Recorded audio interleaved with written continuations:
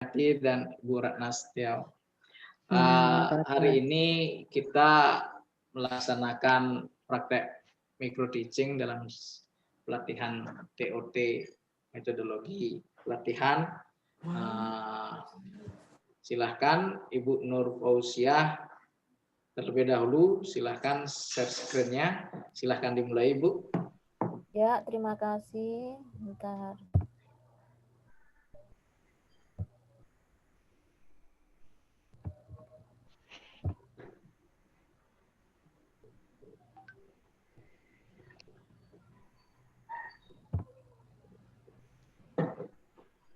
Ya, selamat malam Pak Dewa, Bu Ratna, dan Bu Mia.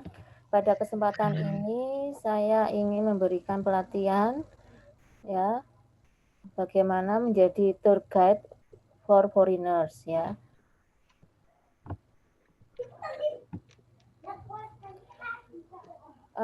Tujuannya adalah memberikan penjelasan sederhana tentang objek wisata dan bagaimana pengunjung atau foreigners itu tertarik pada tempat wisata tersebut.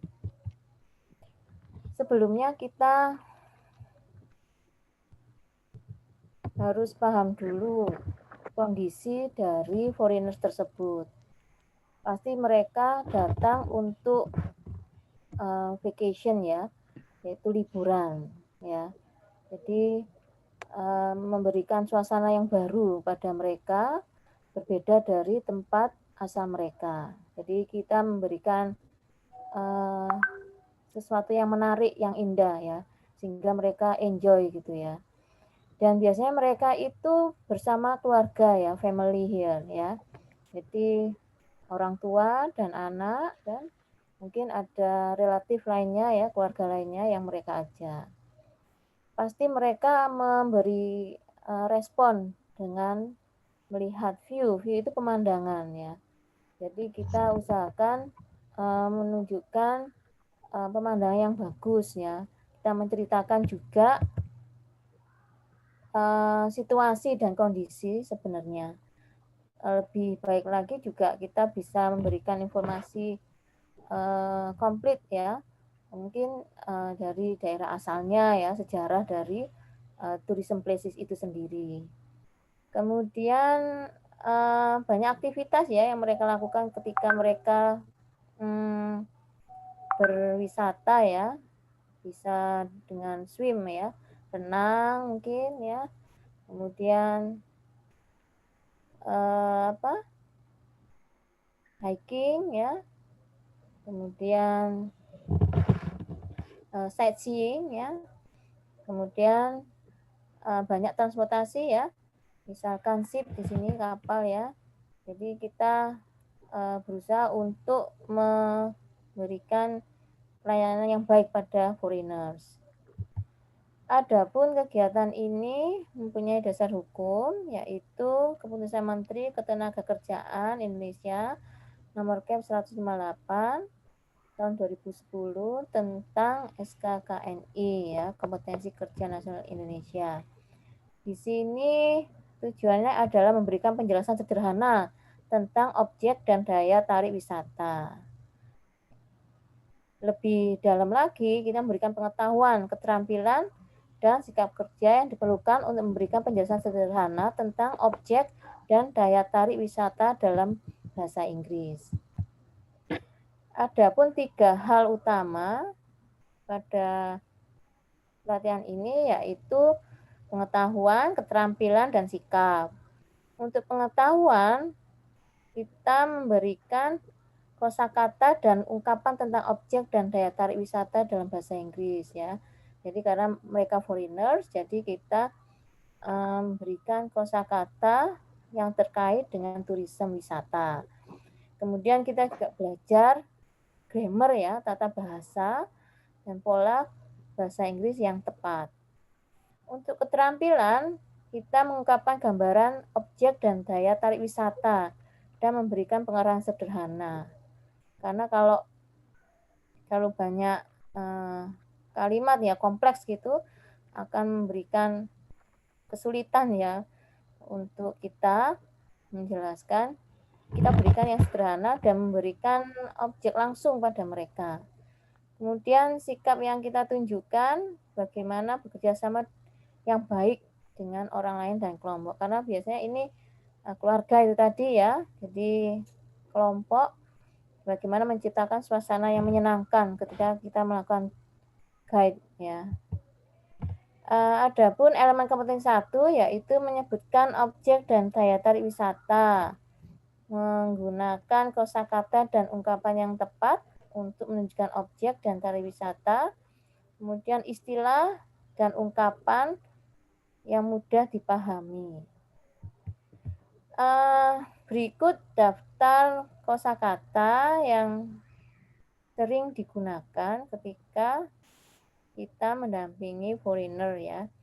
Di sini ada white sign ya, ini ada artinya juga, pasir putih, kemudian waves, ombak, reef, batu karang, breeze ya, angin sepoi-sepoi, coconut, swim, dive, surf, sip, view ya. Ini kosakata di lokasi pantai ya, beach gitu ya.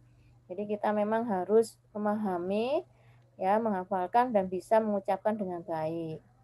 Ada juga kosakata hill, vacation, fun, family, boat, car, airplane, hotel, housing, and reservation. Ini kosakata yang sering dipakai ketika kita mendampingi foreigners. Berikut istilah, ungkapan, dan bahasa tubuh yang digunakan menyebutkan objek dan daya tarik wisata dengan tepat. Misalkan the best place to is bla bla bla. Di sini beri contoh, the best place to see the sunrise is on the top mountain ya. Jadi tempat favorit ya, tempat favoritnya itu apa disebutkan di sini.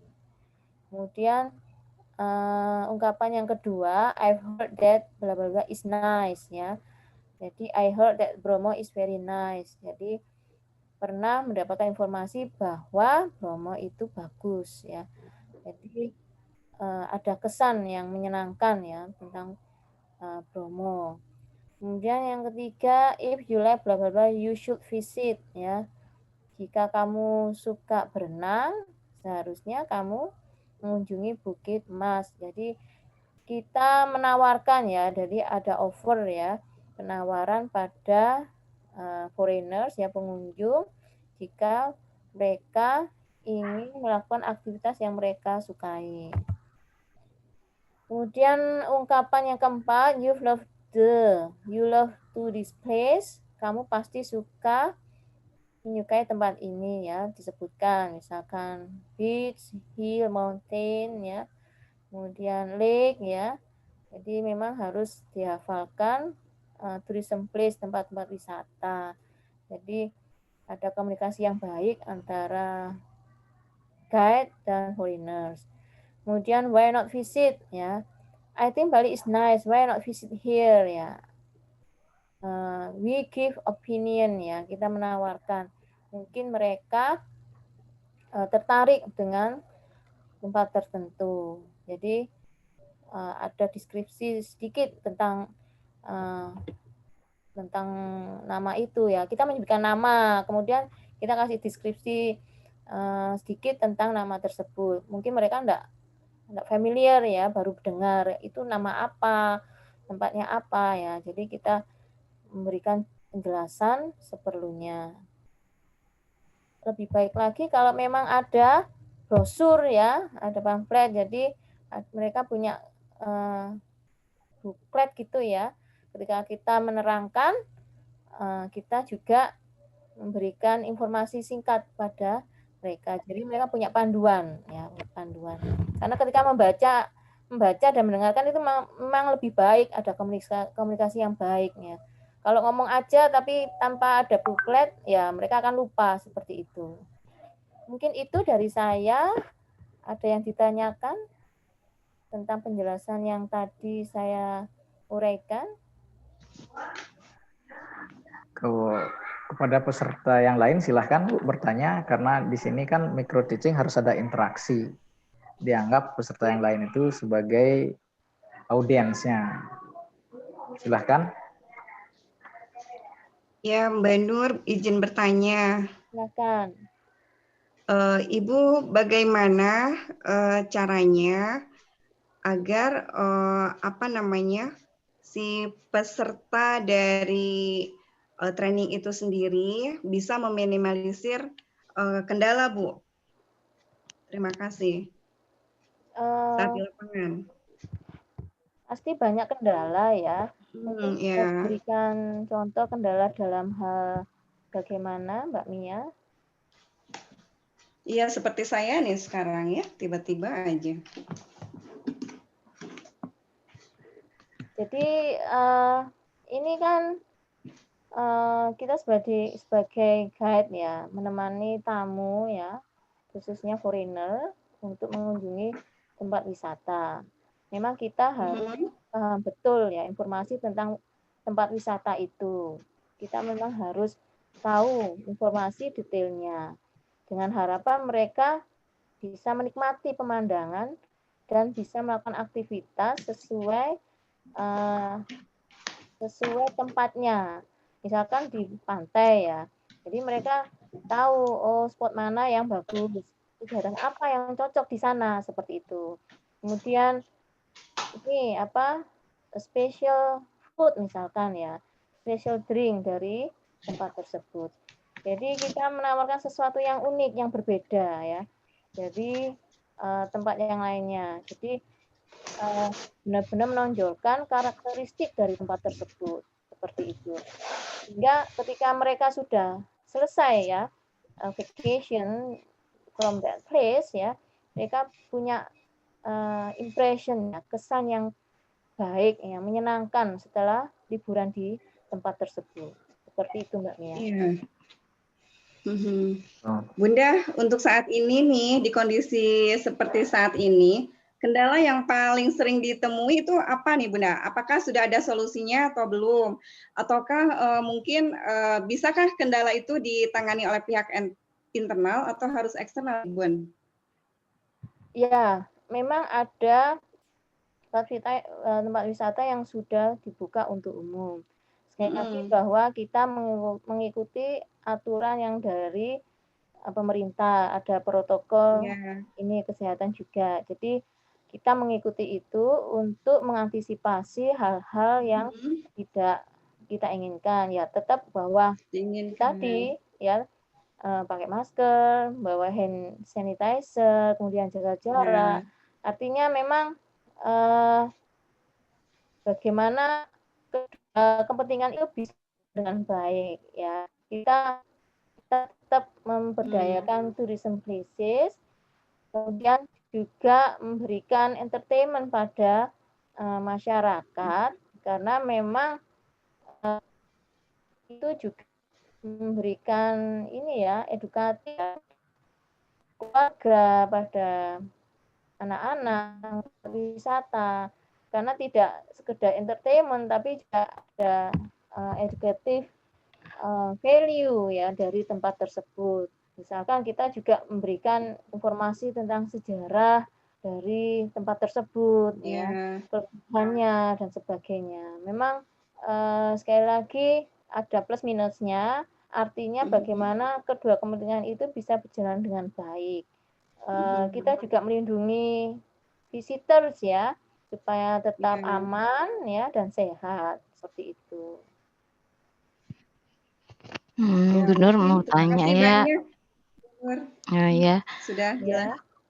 Menurut Bu Nur, jika wisata dari luar, ini saya bisa tanya Bu Nur, jika wisata dari luar, apakah lebih baik dia ikut suatu paket apa panduan wisata suatu lembaga travel ya, ataukah dia lebih terjamin dengan wisata dia individu?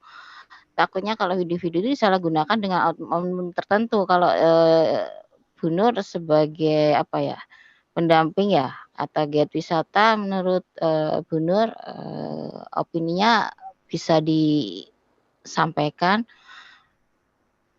Halo, Bu Nur? Ya.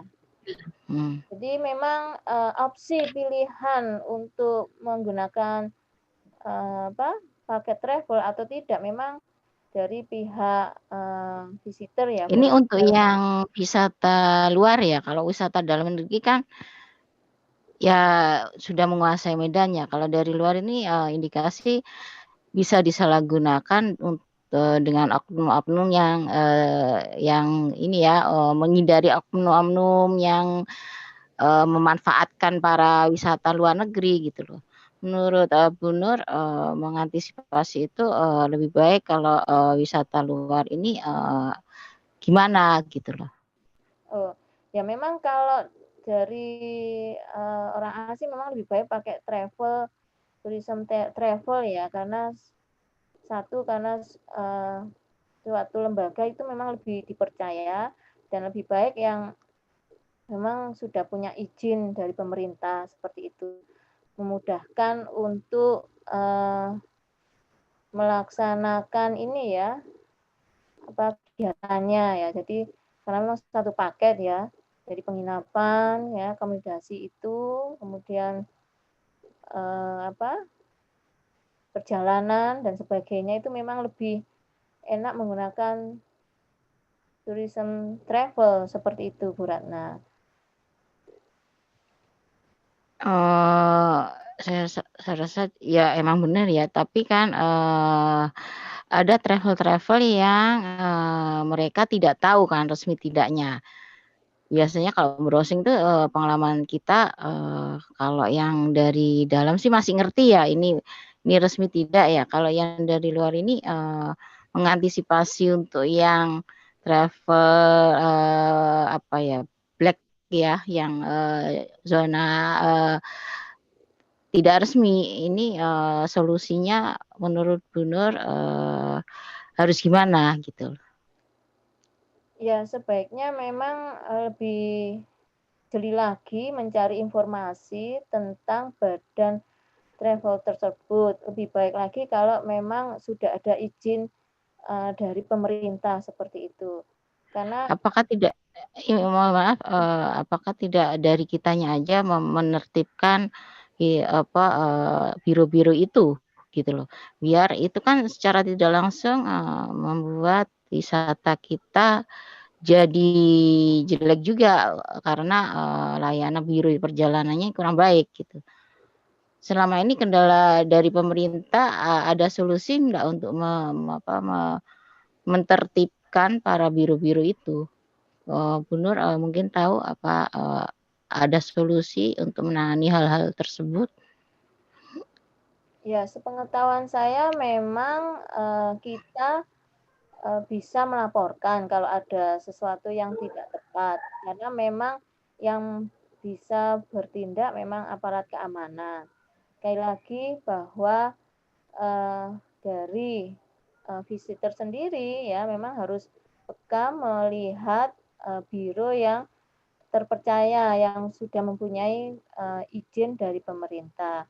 Sekali lagi bahwa masyarakat sebagai ini ya, sebagai kontrol pengawasan yang terjadi di lapangan. Kita bisa melaporkan jika itu tidak tepat, karena yang mempunyai wewenang untuk memberikan tindakan adalah pemerintah, yaitu lewat keamanan ya, kepolisian seperti itu.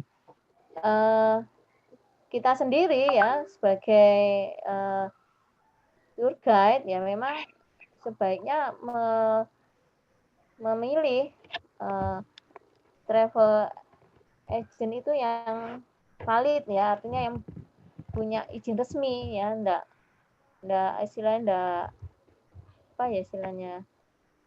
enggak abal-abal seperti itu, karena kasihan juga untuk foreigners-nya, visitors-nya, karena sekali lagi tidak ada keamanan ya untuk diri mereka dan juga properti mereka, barang-barang mereka seperti itu. Oke, terima kasih Bu Nur. Sama-sama. Mungkin ada lagi yang lainnya. Saya rasa cukup. Bisa dilanjut. Ya, terima kasih atas partisipasinya. Mungkin bisa saya akhiri untuk pelatihan pada kesempatan ini. Saya akhiri. Wassalamualaikum warahmatullahi wabarakatuh. Waalaikumsalam warahmatullahi Waalaikumsalam. wabarakatuh. Baik, selanjutnya Bu Ratna ya. Bu Mia. Bu Mia masih trouble itu. Oh, masih nggak bisa. Ya, aja. Iya deh. Oke, terima kasih. Untuk evaluasinya nanti terakhir ya, Oh gitu. biar semua presentasi ya. Silahkan di-share screen-nya Bu Ratna. Siap.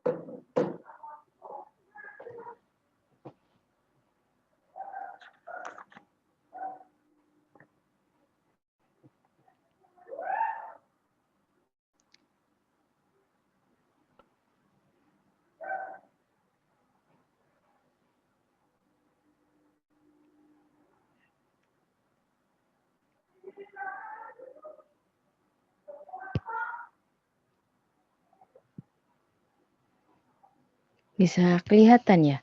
Belum ya? Belum Bu. Belum. Belum ya.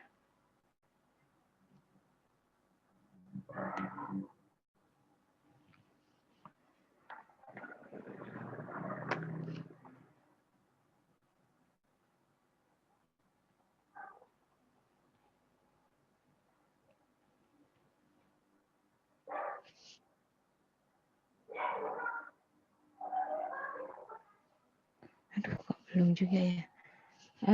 Bu Nur bisa bantu saya ya. Di sini nggak bisa di. Bu Nur bisa nge-share PowerPoint saya, Bu Nur? Iya, bisa kirim Sisa WA. ya. Aduh, kok susah banget sih. Biasanya kok bisa, sekarang nggak bisa. Aduh. Wis belajar laptopnya. Belum. Sudah, tapi kok nggak bisa-bisa. Canggih laptop itu Pak Dewa. Kenapa?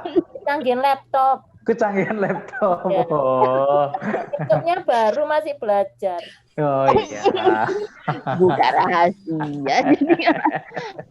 Jadi biasa kan pakai yang biasa, ini nggak tahu deh pakai yang mana ini. Mana ini?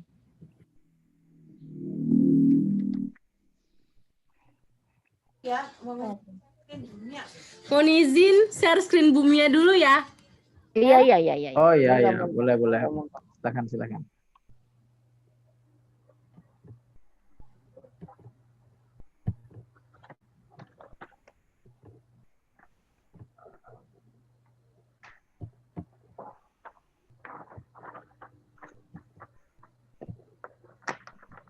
Apa kabar Bu Nur?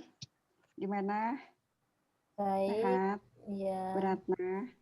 Baik. Jadi ini saya dulu, Aji? Iya. Iya. Oh gitu, ya. Dimulai aja ya sambil nunggu ininya. Sharean slide share-nya ya.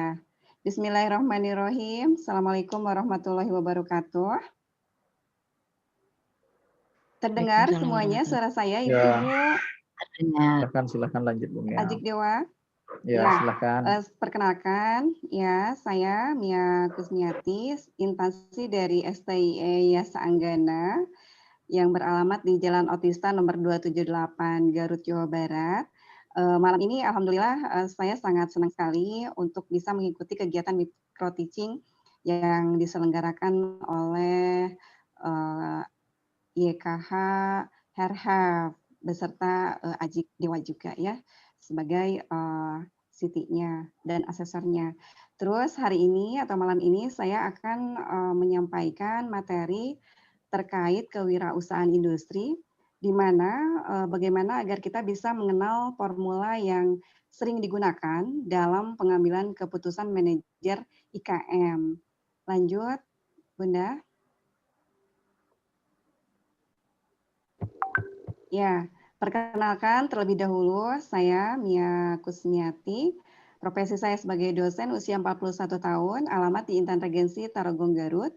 Dan ini adalah beberapa dokumentasi saya saat mengadakan kegiatan training bersama mahasiswa, baik saat praktek di dalam kelas maupun di luar kelas. Selanjutnya, ini adalah salah satu brosur kegiatan dan sertifikat kegiatan saat melakukan kegiatan menumbuhkan jiwa entrepreneurship di era corona. Dan hari ini materi training yang akan disampaikan yaitu mengenal formula yang sering digunakan dalam pengambilan keputusan manajer IKM.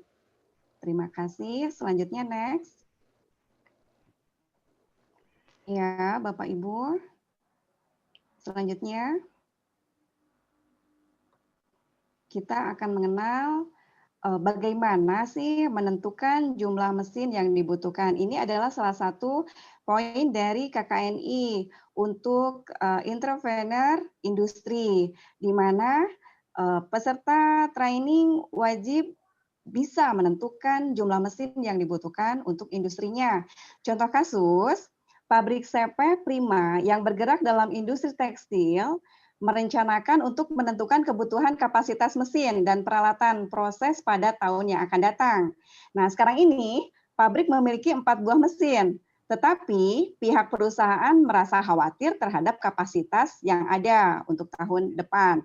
Nah, manajer pemasaran memperkirakan permintaan untuk tahun mendatang itu optimis tercapai 100.000 unit dan perkiraan pesimisnya sebesar 75.000 unit. Nah, setiap bulan diperkirakan sebanyak 10 bed sites atau 120 bed selama 1 tahun.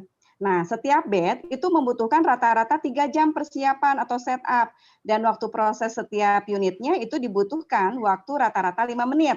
Nah, sekarang yang ditanyakan, hitung berapa jumlah mesin yang dibutuhkan jika perusahaan bekerja selama 8 jam atau 1 shift per hari dan 250 hari kerja per tahun. Diasumsikan bahwa 15% itu sebagai cadangan untuk perbaikan mesin atau repairing. Nah, selanjutnya bagaimana penyelesaiannya? Bapak Ibu bisa menggunakan formula seperti apa? Next. Ya, selanjutnya. Nah, penyelesaiannya sangat sederhana, Bapak Ibu. Nah, untuk menentukan jumlah mesin yang dibutuhkan oleh industri tersebut, maka yang pertama yang harus dihitung oleh manajer adalah jam yang tersedia untuk 1 unit mesin selama 1 tahun. Formula yang digunakan, ini salah satunya bisa digunakan formula H sama dengan N 100 dikurangi C per 100. Di mana H adalah jumlah jam operasi 1 unit mesin selama 1 periode, N adalah jam operasi mesin selama 1 periode, C waktu cadangan mesin untuk perbaikan, dan diketahui industri memiliki 8 jam per hari atau 250 hari per tahun, jadi 100 dikurangi 15, dibagi 100, itu untuk formulanya ya yang sudah ditentukan. Dan H maka diketahui 2000 dibagi 0,85, artinya 1.700 jam per mesin per tahun gitu ya. Nah, sekarang jumlah mesin yang dibutuhkan untuk perkiraan pesimisnya bagaimana? Maka ini sebelumnya sudah diketahui dulu formula M sama dengan R per H. Nah, selanjutnya setelah dihitung itu ditemukan 3,89 mesin atau dibulatkan menjadi 4 mesin. Artinya di saat manajer pemasaran mengambil keputusan menjadi 1.000 unit, itu kita manajer operasional perlu menyiapkan mesin sejumlah 4. Nah, untuk jumlah mesin yang dibutuhkan untuk perkiraan optimis, maka diketahui M sama dengan R dibagi H, atau menjadi hasil perhitungannya 5,11 mesin dan dibulatkan menjadi 6 mesin. Nah, jadi jumlah mesin yang dibutuhkan oleh perusahaan jika menggunakan perkiraan pesimis adalah 4 mesin, namun jika menggunakan perkiraan optimis adalah 6 mesin gitu ya. Jadi ada perbedaan 2 mesin. Mudah-mudahan Bapak Ibu sampai di sini bisa memahami dari formula sederhana yang bisa digunakan untuk menentukan jumlah mesin berdasarkan jam operasi mesin, jumlah jam operasi maupun waktu cadangan mesin. Nah, selanjutnya sampai di sini bisa dipahami Bapak Ibu? Nah, selanjutnya, sekarang hal penting yang harus diketahui oleh manajer sebuah industri dalam mengelola perusahaannya adalah atau mengelola industrinya adalah break even point atau menentukan break even point, BEP-nya berapa, sehingga nanti si manajer bisa menentukan keuntungan yang diinginkan, terus bagaimana menyediakan bahan baku, terus juga menentukan harga pokok produksi, menentukan jumlah persediaan maupun menentukan jumlah tenaga kerja. Kita harus menentukan dulu BEP atau break even point-nya, sehingga nanti akan jelas berapa net profit yang diinginkan gitu ya, berapa persen dari sana. Nah, sehingga tidak akan mengalami kerugian maupun inefisiensi. Nah, contohnya di sini disebutkan dulu break even point itu apa, atau titik impas atau titik pulang pokok itu apa gitu ya. Bapak Ibu ini pasti sudah mengenal sekali dengan BEP, tapi saya mengulas kembali. Di mana BEP itu adalah keadaan usaha tidak rugi dan tidak untung atau tidak laba, karena penerimaan total atau total revenue itu besarnya sama dengan biaya-biaya total atau total cost. Dan tentunya untuk formulanya sangat sederhana, yaitu penghasilan sama dengan biaya atau TR sama dengan TC, itu kondisi break even point. Nah, salah satu formula yang bisa digunakan untuk menghitung break even point adalah BEP Q unit sama dengan BT dibagi P dikurangi VC. Atau kalau kita mau menghitung BEP rupiahnya, BEP unit sama dengan FC dibagi V dikurangi VC. Di mana P ini adalah price, VC adalah variable cost, FC atau BT adalah fixed cost atau biaya tetap, dan Q adalah quantity. Nah, selanjutnya contoh kasusnya begini. Ya, next. Nah, contoh kasusnya sebuah pabrik yang bergerak di bidang penyamakan kulit ini memiliki biaya tetap sebesar 50 juta. Setelah dihitung-hitung, biaya variabelnya sebesar 250.000 per unit gitu ya. Dengan harga jual per unitnya sebesar 300.000. Nah, sekarang berapakah tingkat BEP dalam unitnya? Nah, pembahasannya seperti begini. Kita diketahui VC-nya adalah 50 juta. VC-nya berapa, Bapak Ibu? Bisa dilihat di ininya 250. Iya, 250.000 per unit, betul. Sekarang price-nya berapa harganya? 300.000. Iya, betul, Ibu. Nah, sekarang ditanyakan BEP dalam unit misalkan. Jadi berapa gitu ya? Mari kita hitung bersama dengan menggunakan formula yang tadi. Ya, next. Nah, Bapak Ibu, kita langsung masukin aja ke formula. Formulanya apa tadi? FC dibagi P dikurangi V. Jadi 50 juta itu dibagi 300.000 dikurangi 250.000. Jadi 50 juta dibagi 50.000 diperoleh 1.000 unit.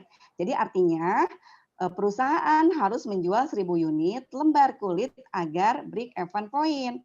Artinya, agar perusahaan tersebut mendapatkan keuntungan, maka perusahaan harus menjual lembaran kulit di atas 1.000 unit. Karena jika hanya menjual 1.000 unit, maka perusahaan tidak akan mendapatkan keuntungan maupun kerugian. Jadi mudah ya Bapak Ibu ya, jika kita menginginkan misalkan laba, ya sudah bisa misalnya 2.000 unit atau minimal 1.500 unit. Jadi dari 500 unit itu kita sudah mendapatkan laba. Seperti itu. Mudah ya Bapak Ibu ya? Bisa mau tanya Bu Mia, boleh. ini saya lihat sepintas kayaknya perusahaan besar ya. Jika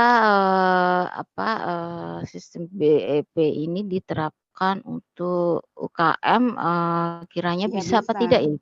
Iya bisa Ibu. Sebetulnya Bisa. ya ini mungkin angkanya aja yang terlihat besar ya Ibu ya. Karena ini kan Gitu. dihitung yang per tahun itu Bun. Kalau per Oh bulan gitu. bisa. Jadi kita itu bisa menghitung boleh per bulan, boleh per tahun gitu ya. Karena BEP itu kan Jadi masuk ke semua perencanaan perusahaan ekonomi. bisa ya? Masih Bisa banget kuliah Ibu. hanya UKM. Oh gitu. Iya, betul. Siap. Perusahaan rumahan juga bisa gitu. Oh Bisa monggo. sekali. Bisa Ya. dilanjut. Siap. Iya, Makasih. betul. Ada lagi Ibu pertanyaan? Terima kasih. Saya rasa cukup. Mungkin yang lainnya, kalau hitung-hitungan Iya. gini, saya hanya sepintas aja. Iya. Mendalam-mendalamnya saya harus ikut hitung juga ya. Iya, Makanya harus itu. kalau boleh. Ya, Ya, makanya selanjutnya itu. boleh diskusi, boleh praktek, Bu. Bunda boleh. Bunda punya usaha apa nih hari ini? Yang sudah Usaha berjalan? Ada? belum ada. Belum. Ini masih mencari-cari. Atau udah mulai merencanakan membuat produk? Kalau produk enggak, mungkin jasa deh. Oh, jasa. Lebih meyakinkan jasa. Kalau jasa untuk usaha jasa untuk mengetahui titik impas dengan metode Ya, apa kalau ya, Bu? ini Belum. Beda lagi ya? kalau Beda lagi ya? itu pasti beda lagi kalau untuk jasa. Karena kalau ini kan untuk produk real ya, Bunda ya. Karena apa namanya, kita ngitungnya kan ke unit. Tapi kalau jasa itu ada teknik lain yang bisa digunakan. Oh ya, Ibu Bapak ada lagi untuk pertanyaan selanjutnya mengenai bagaimana menentukan jumlah mesin maupun bagaimana menentukan break even point? Ibu Nur, ada pertanyaan?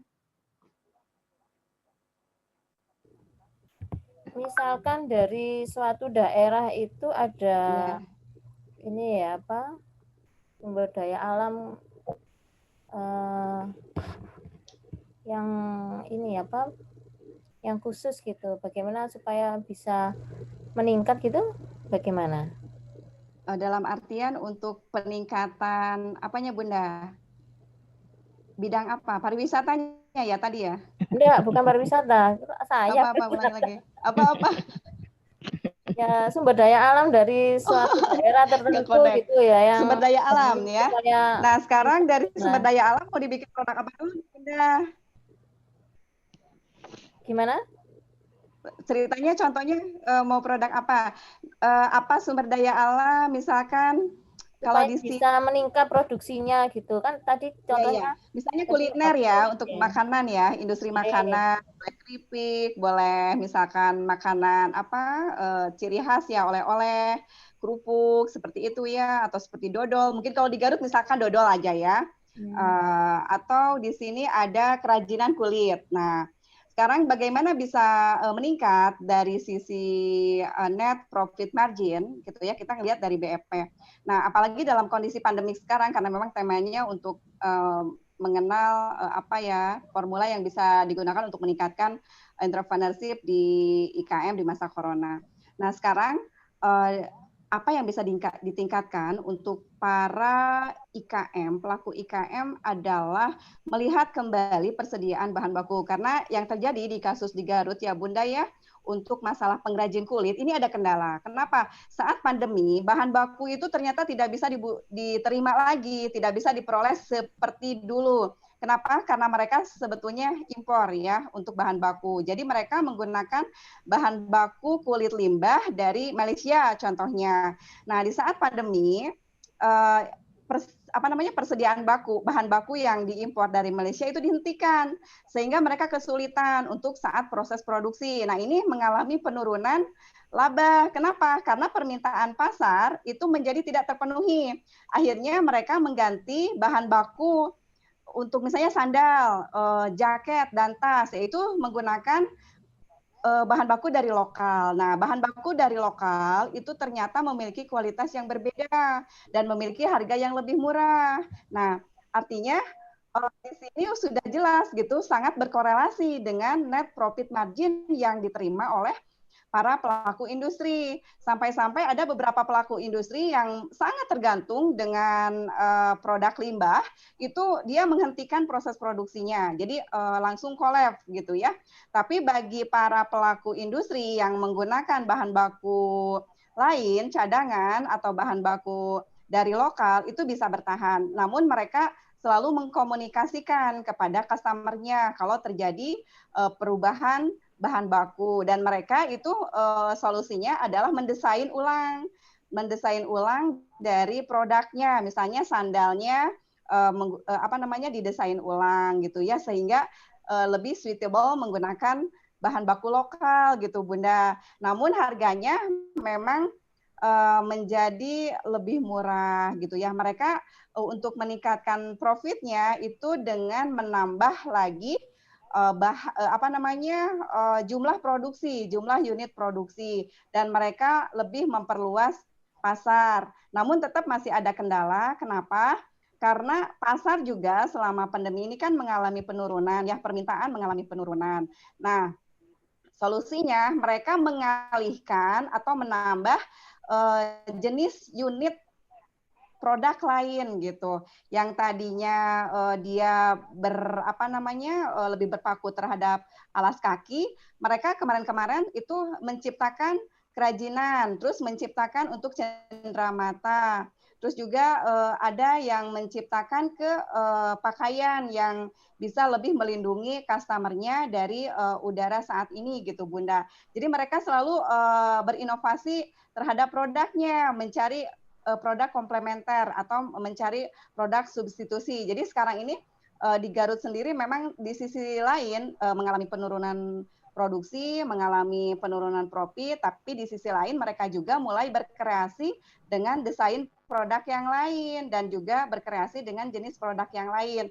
Nah, kebanyakan yang saya lihat produk yang mereka ambil saat ini adalah beralih menambah ke makanan yang sebagai oleh-oleh seperti dorok-dok gitu ya, kerupuk kulit, ada kerecek. Nah, seperti itu Bunda. Jadi dengan adanya penambahan produk yang dari kuliner itu kan itu bahan bakunya dari lokal gitu, tidak impor. Kalau untuk tas, untuk sepatu, jaket itu ada beberapa yang harus dari impor. Jadi nggak bisa menggunakan dari lokal. Kenapa? Karena harga impor itu lebih murah gitu, dan untungnya dia lebih tinggi karena kualitasnya lebih bagus. Itu sih Bunda kendala dan solusi yang ditemukan di IKM yang berada di Garut. Mungkin di daerah lain harus dianalisa. Gitu Ibu Terima Nur. kasih banyak penjelasannya Mbak Mia.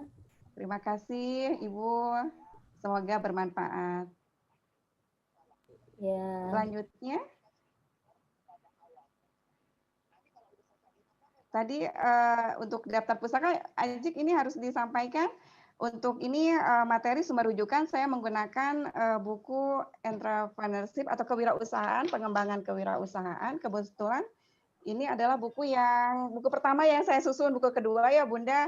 Ini bukunya, jadi saya menuangkan hasil karya tulis saya ke dalam PowerPoint ini, dan juga adalah buku yang sering digunakan untuk training maupun mengajar saya di kelas, yaitu dari Zulian Yamit, dari Ekonesia Yogyakarta. Di buku ini itu spesialis buku tentang hitung-hitungan gitu ya. Jadi sangat bermanfaat untuk manajer produksi dalam mengambil keputusannya. Terima kasih. Sudah menghasilkan buku juga ya, Mia? Iya, insya Allah, alhamdulillah. Kebetulan saya juga berkolaborasi dengan Ajik Dewa ya, sedang membuat buku sumber daya manusia, dan mudah-mudahan ke depan terus bisa berkarya ya Bunda. Kita sebagai dosen harus membuat karya, salah satunya buku dan artikel gitu. Ya, moga bisa ngikutin jejak Bu Mia sama kita bisa berkolaborasi. Pak Dewa. Ya, Pak Dewa juga itu penulis lebih dulu Bunda. Beliau sudah masuk ke penerbit besar ya. Mudah-mudahan saya bisa mengikuti jejaknya juga. Kita bersama-sama, dan alhamdulillah ya Aji, kita sudah membuat buku referensi internasional berkolaborasi dengan salah satu lecturer dari India ya. Mudah-mudahan ini bisa menguatkan program kami di bidang kewirausahaan industri. Bunda-bunda mohon doanya dengan adanya. Sukses selalu. Ya, amin. Saya sangat berharap kegiatan dari TOT ini akan signifikan terhadap kapabilitas saya dalam melakukan training untuk para IKM, karena Garut ini adalah salah satu kota ininya IKM gitu, Ibu. Ada dodol, ada batik, Banyak ada kayaknya. Kalau Garut, Bandung sekitar. ya, ini apa sangkar burung aja banyak di sini Bu, ada sangkar burung tuh Ajik Dewa kalau mau melihat-lihat ya di sini tuh sumbernya. Terus untuk kerajinan kayu bambu, kursi gitu ya. Terus kayak apa untuk makanan itu besek kalau kita nyebutnya. Terus kayak buat ini beras gitu ya. Itu banyak sekali Bunda di sini. Makanan tidak selain dodol, ada juga coklat. Terus di sini pabrik bulu mata juga ada, industri bulu mata. Tapi saya tidak Kayaknya menggunakan. semua ada deh, Bun. Itu Kenapa Bunda? penggeraknya, Dibikin ke sana ini. itu penggeraknya. Harus ke sini. Penggeraknya dari Satu aja masyarakat di sendiri sini. apa pemerintahnya ikut andil itu? Ya, pemerintah ikut andil, ada Desperinda, kebetulan Desperinda di Oh sini gitu. aktif. Jadi di sini tuh pendidikan juga. Jadi pendidikan itu disupport untuk bagaimana dari PAUD ya Bunda ya kalau PAUD. Jadi selain menjadi guru PAUD, mereka juga membuat misalkan ya mengemas teh gitu kan di sini banyak pabrik kebun teh gitu ya. Bagaimana para guru-guru itu bisa dilibatkan membuat teh pucuk, teh hijau, terus juga ada yang mengelola kayak sapu ini ya, sapu apa buat itu tuh, kalau di sini nyebutnya sapu injuk gitu yang hitam-hitam itu. Kalau di Bali sapu Berarti apa?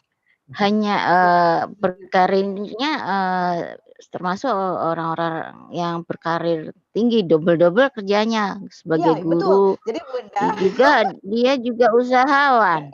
betul Jadi Bunda, di sini berkarir itu itu selain tidak dosen. hanya di kantor ya, di Iya, bidang betul apapun Bunda. dia bisa sukses ya. Iya, jadi Salut di deh, sini salut. Bisa Bunda, diterapkan di lain Bu tempat. Ratna selain dosen jadi pengusaha ini kulit samakan. Selain dosen punya pabrik dodol walaupun kecil gitu. Terus Ibu Nur di sini misalnya ya kalau di Berarti Garut selain termasuk Bumia juga sambilannya iya, banyak itu kalau usaha-usahanya juga. saya bikin Iya. PCO, Oh, ya bikin PCO dan di bahasa. madu saya itu di madu. Oh, Saya kenapa? bikin ini, Masya Allah. Kalau keluarga di properti Bunda, jadi saya jualan juga ya. Tapi lah nggak besar. Kalau saya nggak terlibat di properti itu kakak ya. Tapi saya ikutan ini aja di admin. Tapi kalau produk yang saya buat PCO, cuman masih skalanya kecil. Karena ternyata sekarang karena setelah menulis buku dan banyak belajar online, di sini Pribadi kegiatan pendidikan. usahanya memang sedikit terganggu. Saya harus Lebih enjoy yang ke ini ya, pendidikan Kenapa ini Bunda? ya, buku. Lebih enjoy masuk pembuatan buku, Kalau masalah sekarang pendidikan ke itu. buku, jadi kurang keluar gitu. Jadi jarang keluar rumah. Kalau dulu tiap hari keluar rumah Bunda gitu ya, kita jualan. Nah kalau sekarang mungkin ke training ini, kewirausahaan industri mudah-mudahan bisa berkolaborasi dengan LKP-nya Bunda Harlis atau dengan Ajik Dewa juga gitu. Saya berharap seperti itu karena memang ini sangat dibutuhkan di daerah saya. Iya, soalnya banyak usaha-usaha kecil di sana. Iya, Kayaknya Bu. semua usaha di sana deh, Ya, dikuasai Garut mahasiswa dan aja sekitarnya. Bunda, di sini didorong Iya. punya usaha sendiri. Di sini Nah, mahasiswa itu. pada punya Emang sampingan. harus itu. Biar Iya, kedepannya nggak tergantung sama iya, orang. Ini betul, mereka betul. jadi pengusaha-pengusaha kecil dulu Iya, untuk menjadi iya Bunda pengusaha-pengusaha gitu. besar. Iya, Outputnya memang jadi entrepreneur. Mudah-mudahan lah, benar-benar. Iya. mudah-mudahan. Ya, Pak Dewa, saya Oke. rasa presentasi saya sudah cukup. Terima kasih Ibu Nur, Ibu Ratna sudah hadir dan sudah Sama-sama. proaktif. Mudah-mudahan materi yang saya sampaikan bisa bermanfaat dan bisa diaplikasikan ya. Kalau ada pertanyaan ke depannya yang lebih lanjut bisa kita diskusi bersama atau kita bisa berkolaborasi bersama gitu ya, saling saling support gitu. Terima kasih semuanya, selamat malam. Terima kasih juga buat Pak Dewa dan Bunda Harlis yang selalu mensupport sehingga kegiatan ini bisa berjalan. Mohon maaf masih ada kendala teknis.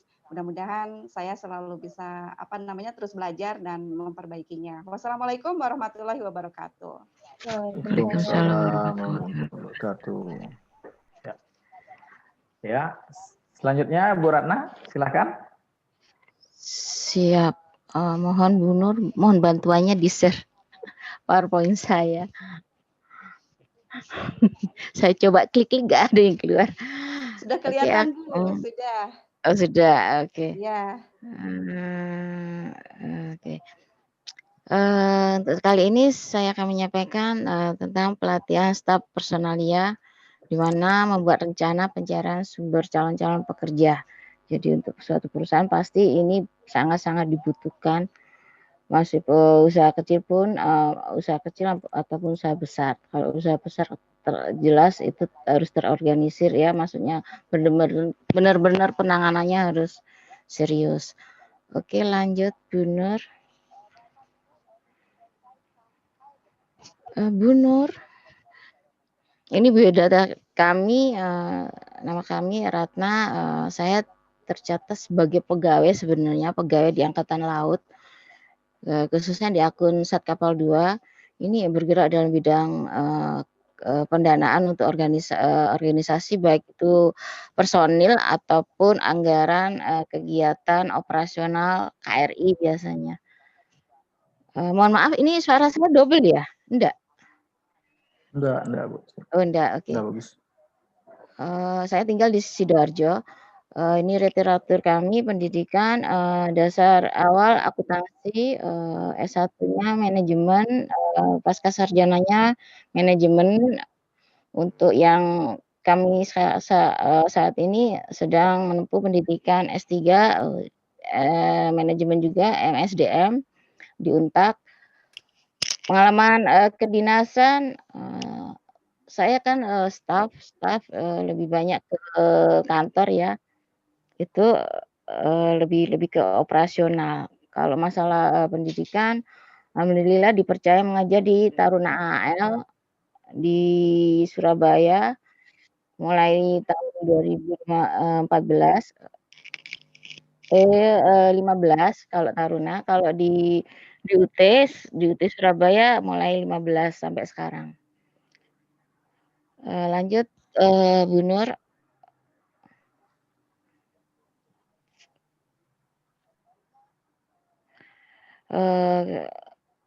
Kami memaparkan masalah pelatihan staf personalia di sini kaitannya untuk karir ya. Karir ini banyak faktor yang mempengaruhi, satu nilai, tujuan, skill, terus misi, pendidikan dari personalnya sendiri, motivasi untuk para personal pegawai atau personalnya sendiri. Lanjut Bu Nur. Untuk pelatihan ini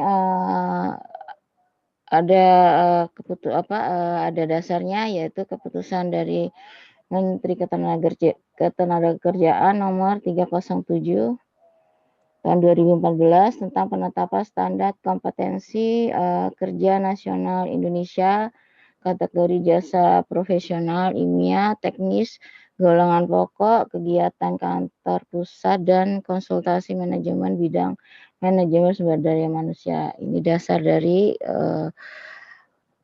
tentang pengadaan suatu calon-calon pekerja ya atau personalia suatu perusahaan. Bu Nur, lanjut. Untuk pelatihan ini ada beberapa hal yang harus diketahui yaitu tentang pengetahuan, keterampilannya, tentang sikapnya. Untuk tentang pengetahuan sendiri, dapat saya sampaikan ini tentang profil dari perusahaan itu sendiri. Ini mencakup visi dari perusahaan, misinya, nilai-nilai dari perusahaan. Ini biasanya budaya kerja atau kebiasaan dari perusahaan ya, aktivitas operasional atau kegiatan dari suatu perusahaan. Uraian jabatan ini ya baik tingkat atas maupun tingkat bawah. Pengetahuan di sini pengetahuan media mencari sumber calon-calon pekerja. Jadi lebih ke ini ya, pengetahuan dari human-nya personaliannya lebih mengikuti apa yang ada yang berkembang di masyarakat ya. Jadi tidak hanya menuntut apa adanya. Jadi ngikuti perkembangan zaman untuk pencarian calon dari pekerja. Rencana kebutuhan pekerjaan. Ini perencanaan kebutuhan pekerjaan tergantung dari kebutuhan dari suatu perusahaan. Metode dan program pencarian sumber calon pekerja. Terus employer branding, yaitu konsep pembangunan daya tarik organisasi bagi calon pekerja. Keterampilan di sini yaitu maksudnya mampu membangun relasi dengan instansi atau lembaga terkait. Sikap di sini, maksud sikap di sini yaitu untuk personaliannya yaitu cermat, teliti, dan rapi. Diharapkan mendapatkan sikap yang demikian. Lanjut Bu Nur.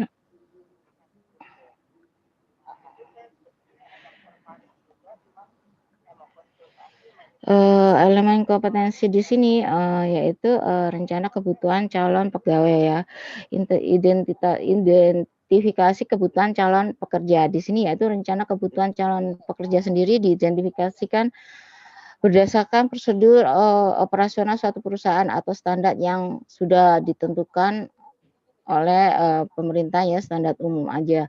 Tujuan dari perencanaan dari sumber daya manusia di sini adalah untuk memperbaiki pemanfaatan SDM, menyesuaikan aktivitas dari sumber daya manusianya sendiri dan kebutuhan dari suatu perusahaan. Biar di masa depan secara efisien tenaga kerja ini benar-benar maksimal dan efektif ya buat perusahaan. Meningkatkan efisiensi dalam menarik pegawai baru. Terus melengkapi informasi sumber daya manusia yang dapat membantu kegiatan SDM dan unit organisasi. Lanjut Bu Nur. Ini ya dapat saya gambarkan untuk prosedur untuk perekrutan tenaga kerja. Ini saya kasih contoh pegawai tentang perencanaan ini ya, dosen atau tenaga pengajar. Alur dari proses pencarian dosen atau tenaga kerja di sini, ini kondisi dari organisasi sendiri seberapa banyak, seberapa perlu, seberapa kepentingannya untuk kebutuhan suatu pengajar, seorang pengajar ya atau seorang dosen. Terus identifikasi dari kondisi dosen sendiri. Nah, perencanaan kebutuhan dari organisasi, terus pengadaan. Di sini untuk kondisi organisasi, apa yang dibutuhkan dekan atau wakil dekan atau ketua program studi biasanya mempelajari kondisi dari organisasi atau instansi pendidikan. Di situ apa misinya, visinya apa, misi apa, terus desain dari struktur organisasi atau kepemimpinan dari organisasi suatu instansi pendidikannya ini dibawa kemana, terus lebih ke fokus ke pendidikan atau lebih fokus mencari lembaga-lembaga apa. Biasanya kan kalau swasta lebih ke ini ya, lebih keuntungan ya. Terus sumber daya dari organisasinya sejauh mana. Untuk identifikasi kondisi dosen di sini, umpamanya ketua program studi mengidentifikasi keadaan dari dosen atau tenaga pengajar pendidik di saat ini seperti mengidentifikasi penguasaan kompetensi atau jumlah dosen agar sesuai dengan rasio yang disyaratkan. Jadi standar dari suatu dosen itu standarnya umpama kalau satu instansi pendidikan untuk universitas minim pengajar harus S3 atau harus S2. Untuk mengajar di S1 harus S2 ya lulusan. Kalau ketika S2 dia harus dokter ya. Itu mungkin syarat-syarat yang paten yang harus dipenuhi dimanapun ya, meskipun di instansi pemerintahan atau di lembaga pemerintahan ya. Maksudnya instansi pendidikan yang di pemerintahan maupun di swasta standarnya pasti umum, ketentuan sesuai dengan peraturan yang ada di pemerintahan. Untuk perencanaan kebutuhan sendiri yaitu perencanaan kebutuhan dosen atau tenaga pendidik. Di sini sesuai dengan identifikasi dengan kebutuhan dari pengadaan dari tenaga dosen, baik itu mengenai kemampuan skill dari dosen atau tenaga pengajarnya, pengembangan dari kemampuan dari tenaga dosen atau dosennya, atau penilaian dari remunerasi atau kinerja dari dosen sendiri ya. Terus pemutusan hubungan kerja atau menciptakan lingkungan yang harmonis atau egoisme ya. Terus pengadaan di sini maksudnya yaitu memenuhi kebutuhan dosen atau tenaga pengajar. Lanjut Bu Nur, dokumen terkait dengan standar kompetensi tenaga dosen dan pendidik, yaitu standar kompetensinya harus ada. Jadi standar ini paten ya. Paten itu minim seorang dosen atau pengajar itu harus mempunyai skill umpama S1 atau minim kok S1 dosen. Kalau dosen S1 minim dia harus S2 sudah ada sudah lulusan S2 kalau mengajar S1 ya. Kalau S3 minim dia harus punya gelar dokter ya. Perencanaan kebutuhan dosen. Ini harus terencana dan benar-benar sesuai dengan kebutuhan instansi pendidikan. Terus perencanaan kebutuhan tenaga pendidik. Perencanaan kebutuhan tenaga pendidik ini sama diposisikan dengan kebutuhan dosen ya, di mana dosen kebutuhannya seberapa, tenaga pendidiknya juga harus disesuaikan juga. Lanjut Bu Nur, elemen kompetensi yang selanjutnya yaitu mengidentifikasi kebutuhan calon pekerja. Di sini bisa digambarkan uraian jabatan latihan dari personalnya sendiri, yaitu menjelaskan sesuai dengan rencana kebutuhan pekerja. Umpama kita kasih contoh asisten ahli, ini syaratnya harus apa? Mengikuti pendidikan atau pelatihan, melaksanakan pengajaran untuk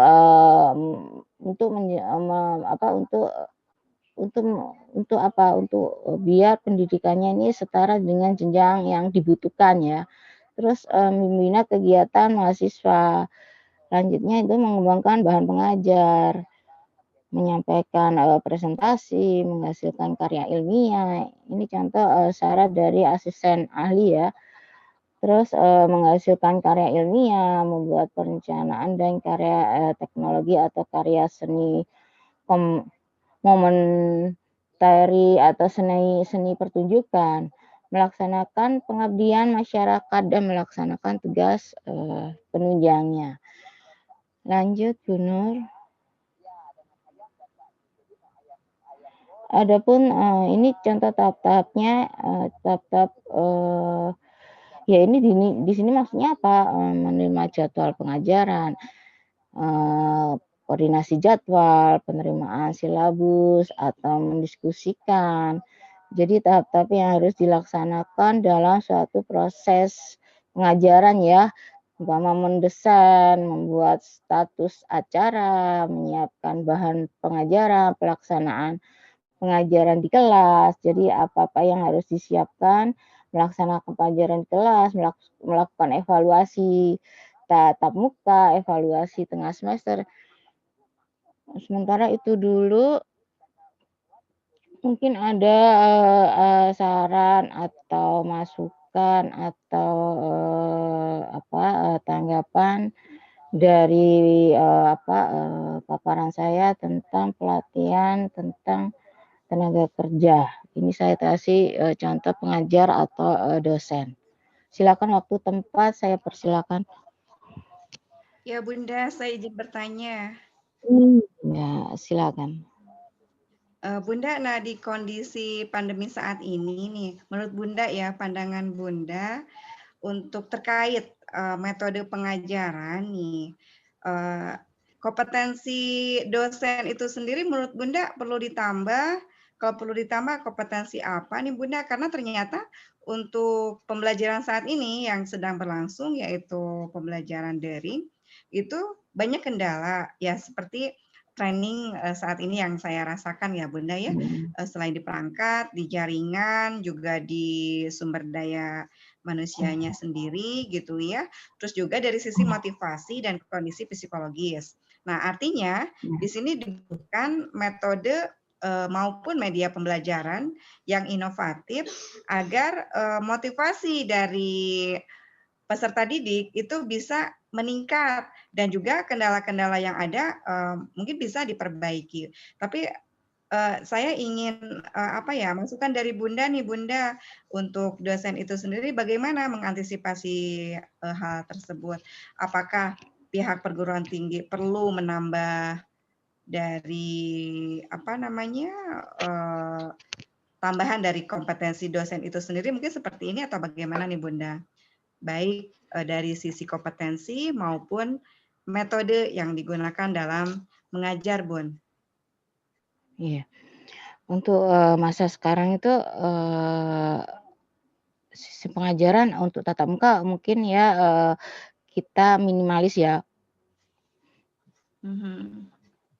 Ya apa kita tekan tatap muka di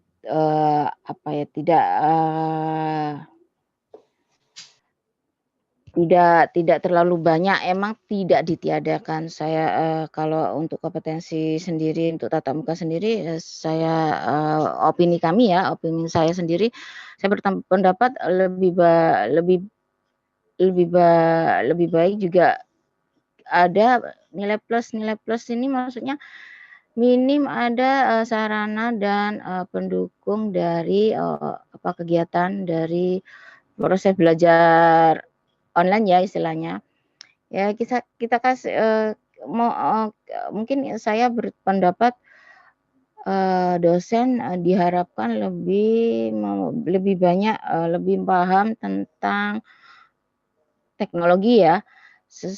Secara tidak langsung dituntut dan diwajibkan kayaknya ya wajib kayak saya nih wajib kayaknya. Harus wajib. Penggunaan teknologi ya Bunda? Atau ada subsidi perangkat buat dosen? Dosen perangkat baru ini ya Bunda, saya alami sendiri saya itu gaptek ketika saya harus mengajar online, saya harus mau belajar gitu kan. Yeah. Di sisi lain sarana dan prasarana dari instansi jelas dipenuhi, pulsa ada, laptop didukung. Untung instansi saya gitu loh. Oh Di iya, sisi lain hebat ada bagus. Di sisi lain aplikasi pun menunjang. Jadi masih ini saya kasih contoh, saya ngajar di UT. UT itu kan kalangan semua kalangan. Di pedesaan pun mereka ada. Sampai anak-anak itu belajar di sawah. Coba saya mikir, ibu saya kalau belajar waktu online, saya di tengah sawah, Ibu. Saya bayangkan di tengah sawah saya gitu. Emang ada sinyal? Ada, Ibu, tapi harus di tengah sawah. Kalau nggak di tengah sawah atau di atas pohon, Bunda. Oh gitu. Ya itu ada yang di atas genting juga ada. Jadi gini, jadi murid ini udah berusaha semaksimal mungkin untuk mengikuti perkuliahan saya. Masa saya harus gaptek gitu kan.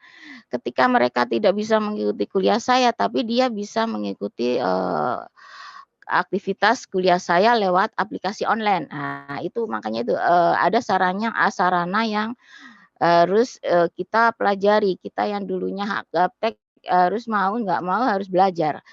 Contohnya aplikasi-aplikasi yang ada sekarang mungkin sudah ada ya.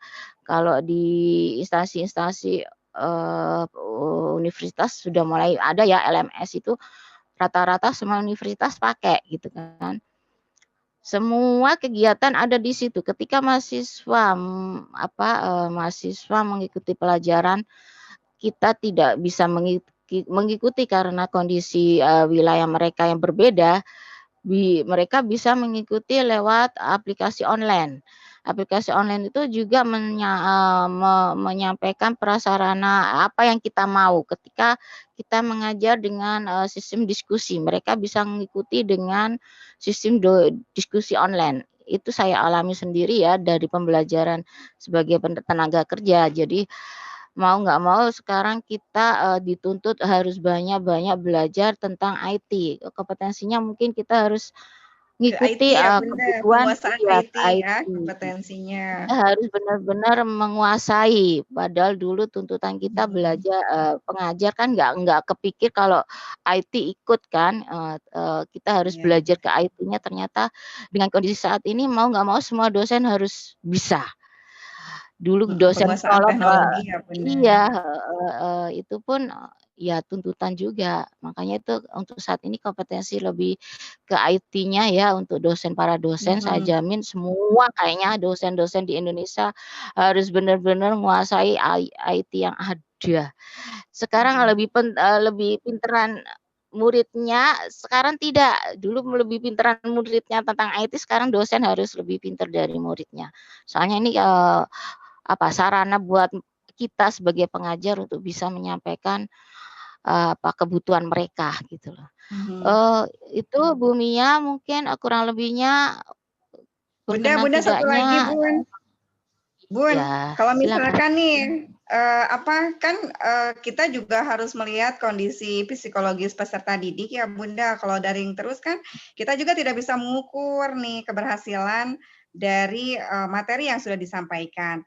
Apakah menurut Bunda, misalkan pertemuan 1 minggu sekali nih Bunda, tatap muka ya dengan protokol kesehatan yang sudah ditentukan atau terstandar, itu bisa membantu nggak Bunda kinerja dari dosen itu sendiri dalam penyampaian materi ataupun memperoleh output yang diharapkan. Jadi misalkan nih seperti contoh kasus anak saya ini sekarang sudah mulai praktek 1 minggu sekali. Jadi praktek tatap muka nih Bunda gitu. Tapi dengan protokol kesehatan yang diterapkan nih. Bagaimana nih Bunda kalau seperti itu? Apakah bisa diterapkan di Bunda? Untuk tatap muka, sebagian tatap muka, sebagian daring gitu maksudnya, Iya, iya Bunda. efisien nggak, daring selama ini buat, para siswa atau para mahasiswa gitu kan? Gitu maksudnya.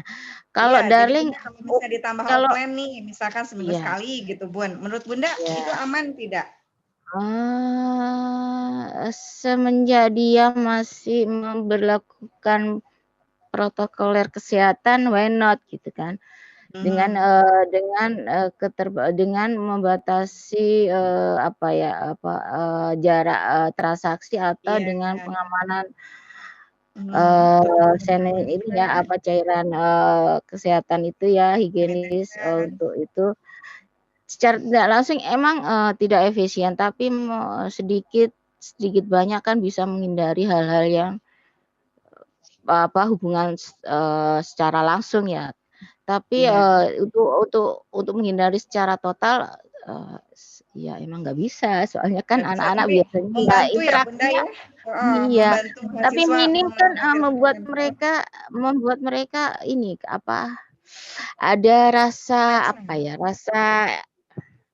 rasa ingin belajarnya tuh ada gitu loh, Iya. terus ingin majunya ada. Meningkatkan Kalau motivasi, daring itu meningkatkan motivasi iya belajar ya Bunda ya? inovasinya ada gitu. Kalau daring itu anak kadang hanya sambil lalu daring, habis itu sudah kelar gitu. Ketika Iya.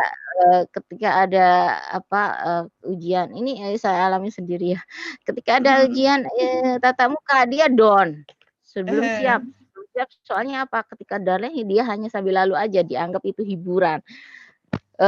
Ini selama ini, anak-anak itu ya, kalau mahasiswa Iya. mungkin enggak kali ya, kalau anak-anak itu dampaknya sangat signifikan ya, di Iya. kebiasaan main di IT atau internet dengan pelajaran, jadi penguasaannya hanya sambil lalu. Ketika, Iya. terlibat ke tatap muka langsung, ini kadang nggak siap anak, kadang saya alami sendiri tidak siap. Tidak siapnya gimana? Apa yang dia terima waktu daring itu tidak terekam, secara permanen. Kecuali kalau mereka belajar tatap muka. penyerapannya permanen, lebih lama tahannya untuk mengingat. Ketika darling ini pengingatannya nggak terlalu permanennya nggak terlalu kencang. Nah, yaitu dampaknya untuk anak-anak itu. Ya ke depan mungkin ada solusi dari pemerintah untuk bisa anak-anak ini lebih lebih bisa menyerap pelajaran dengan maksimal dengan situasi dan sarana yang ada, dengan protokoler yang ada. Dengan protokoler yang ada diharapkan ya minim siswa ini benar-benar menyerap pelajaran murni 100%. Kalau dari saya analisa saya atau opini saya enggak 100% juga gitu loh.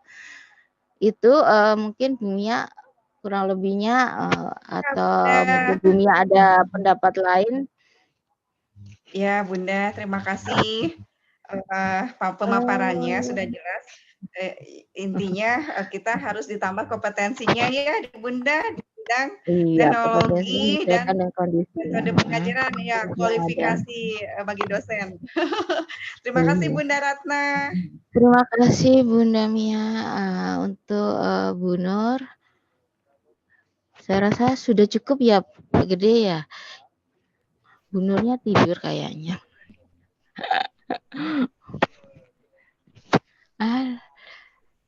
Sementara itu dulu apa ada saran masukan buat kami?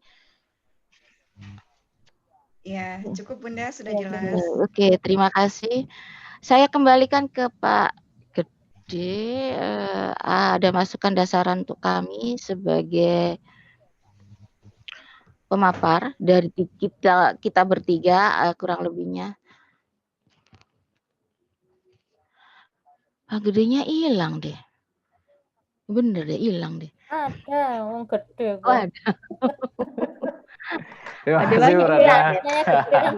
Ada itu. Terima kasih. Maksud kita ada. Ya, saya kira presentasinya sudah bagus, cuma kurang semangat.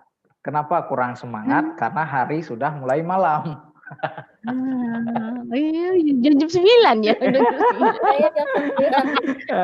jam 9. Makanya nanti uji kompetensinya bagus pagi. Iya, pagi. Jangan terlalu kan jam 9 itu di jadwalnya. Jangan cari siang, jangan cari malam, apalagi malam. Karena kan sudah terkuras tenaganya. Tenaganya udah terkuras. Nah, saya secara keseluruhan bagus sudah presentasinya, cuma saya ada beberapa hal.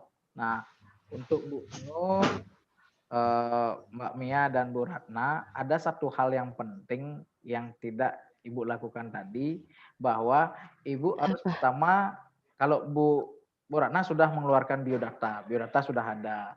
Nah tadi Bu Nur sama Mbak Mia biodata itu ditampilkan. Kenapa? Karena posisinya Ibu kan sebagai trainer.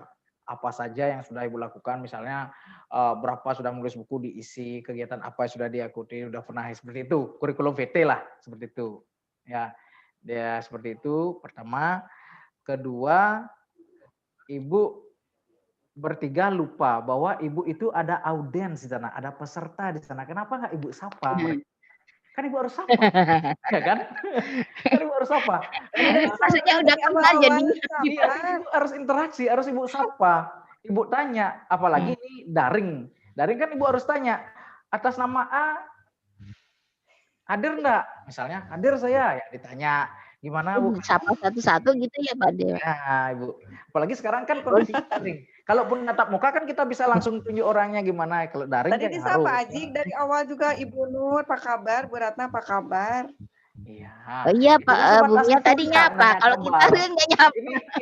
Ini kan seolah-olah kita kan mengetahui belum kenal wajah ini. Ini kan seolah-olah begitu. Belum kenal wajah, hanya kita dapat list saja kan, daftar nama peserta saja. Apalagi ini kan pelatihan daring.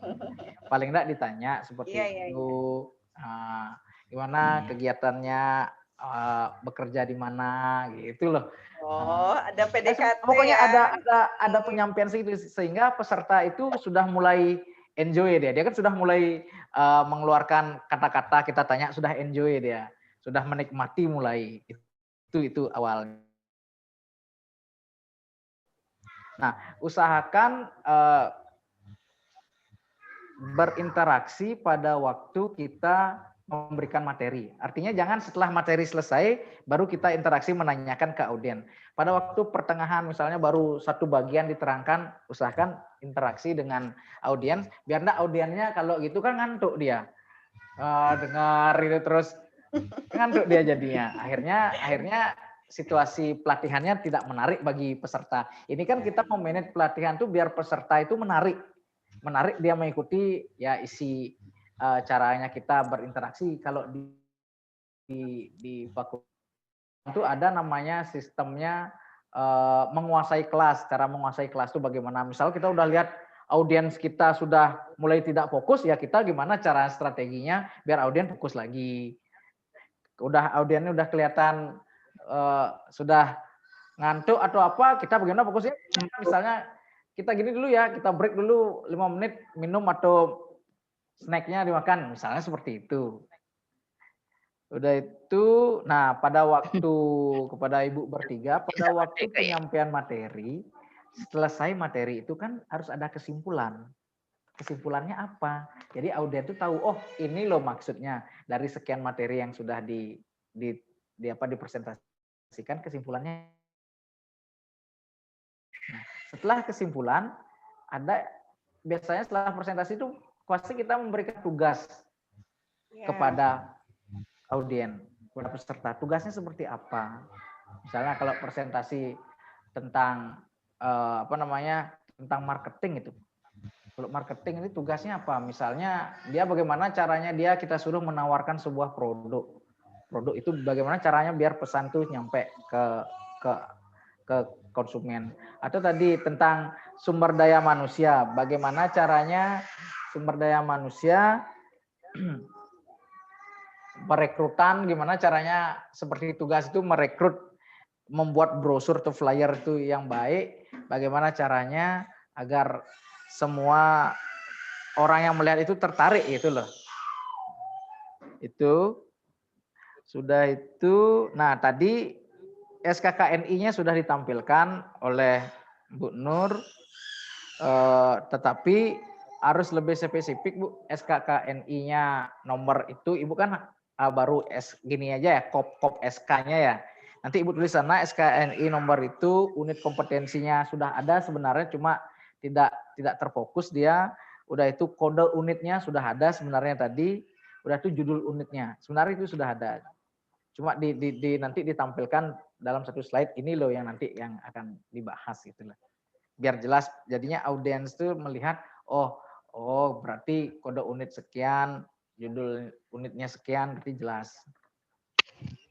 Tuh Bu Nur itu untuk Mbak Mia, sama seperti tadi pengenalan diri. Nah Mbak Mia SKKNI-nya belum ditampilkan. Itu harus ditampilkan Mbak Mia. SKKNI, unit kompetensi, kode unit dan judulnya, biar jelas nanti audiensnya mengetahui.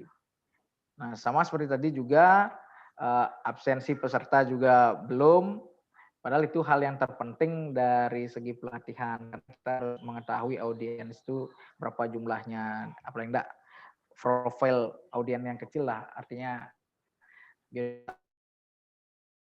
seperti itu.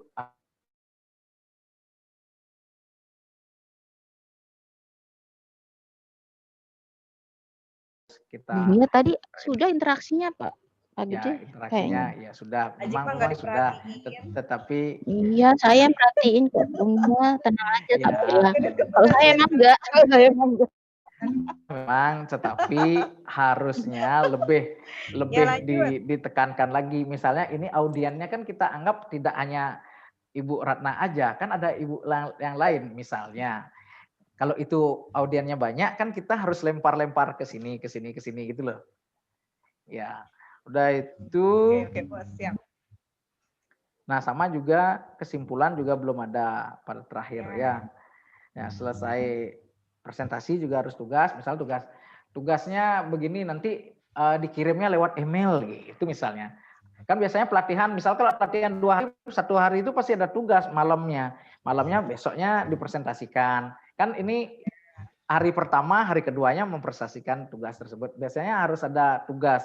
Tugas itu dikirim lewat email. Saya 5 paling lambat jam sekian. Harus ada tengah waktunya seperti itu. Jadinya peserta disiplin. Nah, ya. Udah itu kalau Bu Ratna, biodatanya sudah. SKKNI-nya juga sudah, tapi tidak fokus dia. Nanti kumpulin jadi satu, SKKNI nomor sekian, unit kompetensi, kode unit, judul unitnya juga. Nah, interaksi dengan peserta pada saat interaksi juga nanti pas udah misalnya bagian pertama sudah dipresentasikan, diinteraksikan kepada peserta, tanya jawab lah, ditanya peserta gimana juga biar nggak ngantuk juga pesertanya.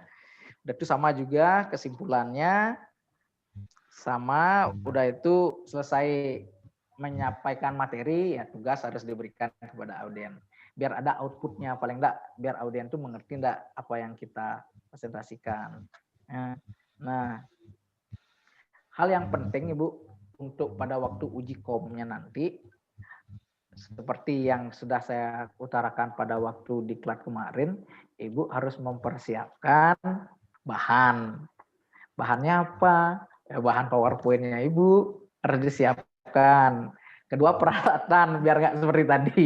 Akhirnya Mbak Mia kameranya bisa, Bu Ratna akhirnya nggak bisa nginin slide. Biar nggak seperti itu pada waktu gini. Karena pada waktu nanti uji kom, ya kan? Biar nggak tadi. Artinya gini, sebelum itu dimulai disiapkan dulu itu betul-betul dicek baterai HP-nya, baterai laptopnya dicek, slide-nya dicek, dicoba slide-nya dulu, disimpan di mana biar gampang nanti mencarinya. Kadang-kadang karena kita mau diuji, wajar aja grogi itu pasti. Biasa slide-nya sudah ada di desktop, tapi dicari di mana-mana slide-nya ini, padahal udah ada di desktop, kan tinggal buka aja. Seperti itu sangat wajar. Nah, itu disiapkan dulu semua pada waktu nanti uji kompetensi, dan harus tenang memang harus tenang karena kita diuji, nama aja diuji, seberapapun saya pun diuji masih deg-degan juga. Namanya aja diuji, siapapun itu masih sangat normal. Nah, udah itu ingat waktu presentasinya nanti pada uji kom itu jangan terlalu lama, maksimal 10 menit. Nah, maksimal 10 menit jadinya Ibu tahu poin-poin yang mana yang akan dibicarakan nanti, poin-poin mana yang bisa dihilangkan. Artinya buatlah sedemikian rupa, buat slide itu yang menarik.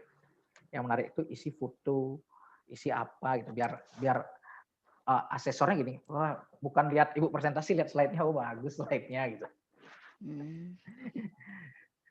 Saya kira itu evaluasi dari saya pada keseluruhan antara materi dan itu sudah cukup baik, maaf, sudah sangat baik. Pak Gede, mau tanya. Ya. Silakan, nanti asesornya juga terlibat interaksi tanya jawab juga apa? Nah, asesor itu nanti begini Bu, dia akan memeriksa kelengkapan Ibu, memeriksa begini, dia pasti akan ada pertanyaan, kan ada dua, ada pertanyaan tes lisan, ada tes tulisnya. Nanti Ibu ikut berinteraksi dia asesor, ya. Pertanyaan Gitu. APL 1 itu, APL 2 itu pasti dia akan menanyakan itu yang ada. Maka Ibu siapkan dulu semuanya itu, nanti sebentar akan ada pengarahan dari Bunda. Silakan, ada yang ditanyakan Ibu? Ini sebelum mulai asesornya ngasih ini enggak, ngasih arahan apa-apa? Tidak Pak Gede.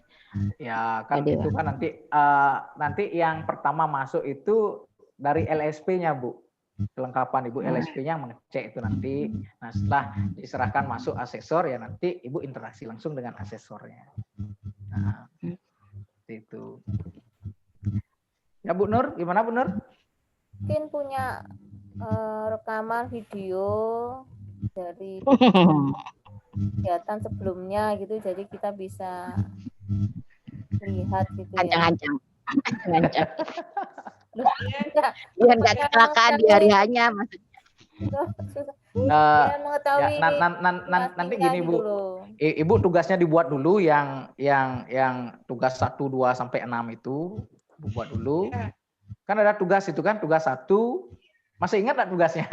Saya itu. Buat dulu tugas 1, 2, 3 sampai 6. Ibu buat dulu. Nanti saya bantu untuk memantapkan itu. Kayaknya nanti sebelum itu pasti akan ada artinya evaluasi lagi sebelum Ibu uji kompetensi. Oke. Oke. Ya. Pak Mia? Iya, siap. Aji. Sudah cukup? Cukup Oke. banyak.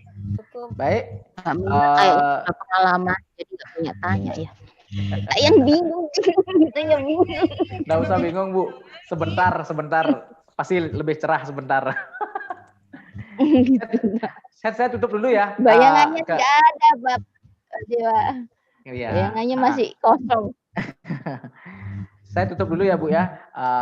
Terima kasih untuk micro teaching hari ini sudah berjalan dengan baik. Tinggal beberapa hal saja yang perlu dimantapkan nanti pada saat presentasi.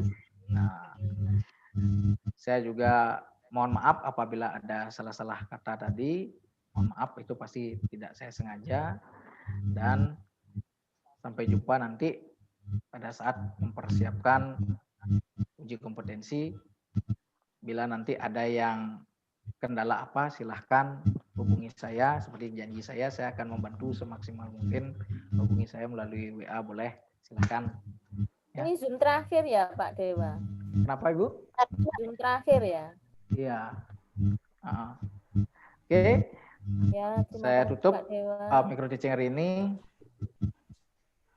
Sampai jumpa pada lain waktu. Terima kasih. Selamat malam. Ya, terima kasih banyak. Ya. Terima kasih. Iya, terima kasih.